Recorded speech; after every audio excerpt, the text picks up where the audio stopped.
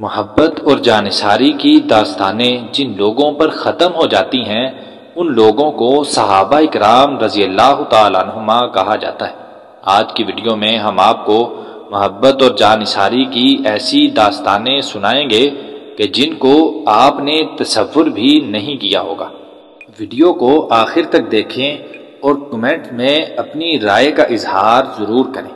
پیارے دوستو، غزوہ احد میں جب حضور صلی اللہ علیہ وسلم زخمی ہو گئے تو چاروں طرف سے کفار نے آپ پر تیر اور تلواروں سے حملہ شروع کر دیا، اور کفار کا ایک ہجوم حضور صلی اللہ علیہ وسلم پر چاروں طرف سے حملہ کرنے لگا، جس سے آپ کفار کے نرغے میں آ گئے۔ یہ منظر دیکھ کر صحابہ کرام کا خون کھولنے لگا، اور وہ اپنے سر ہتھیلی پر رکھ کر حضور صلی اللہ علیہ وسلم کو بچانے کے لیے اس جنگ کی آگ میں کود پڑے اور آپ کے گرد ایک حلقہ بنا لیا۔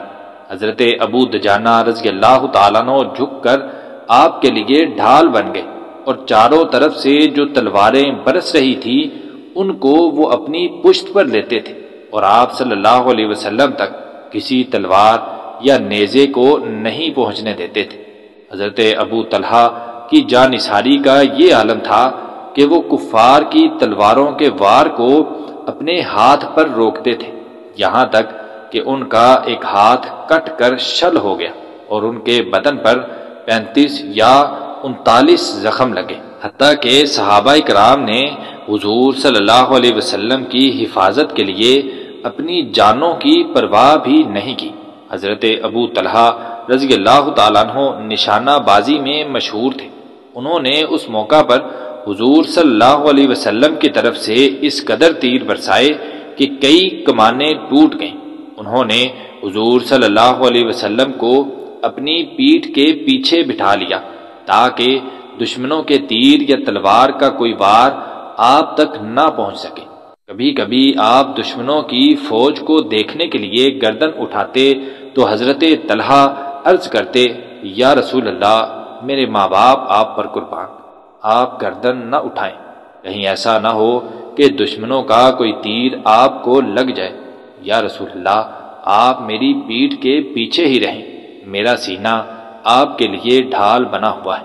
حضرت قتادہ بن نعمان انصاری رضی اللہ تعالیٰ عنہ حضور صلی اللہ علیہ وسلم کے چہرہ انور کو بچانے کے لیے اپنا چہرہ دشمنوں کے سامنے کیے ہوئے تھے۔ کہیں ایک تیر آ کے ان کی آنکھ میں لگ گیا اور آنکھ بہہ کر ان کے رخسار پر آ گئی۔ حضور صلی اللہ علیہ وسلم نے اپنے ہاتھ مبارک سے ان کی آنکھ کو اٹھایا اور آنکھ کو حلقے میں رکھ دیا اور یوں دعا فرمائی، اے اللہ، قتادہ کی آنکھ کو بچا لے جس نے تیرے رسول کے چہرے کو بچایا۔ پھر ان کی وہ آنکھ دوسری آنکھ سے زیادہ روشن ہو گئی۔ حضرت سعد بن ابی وقاص رضی اللہ تعالیٰ عنہ بھی تیر اندازی میں انتہائی باکمال تھے۔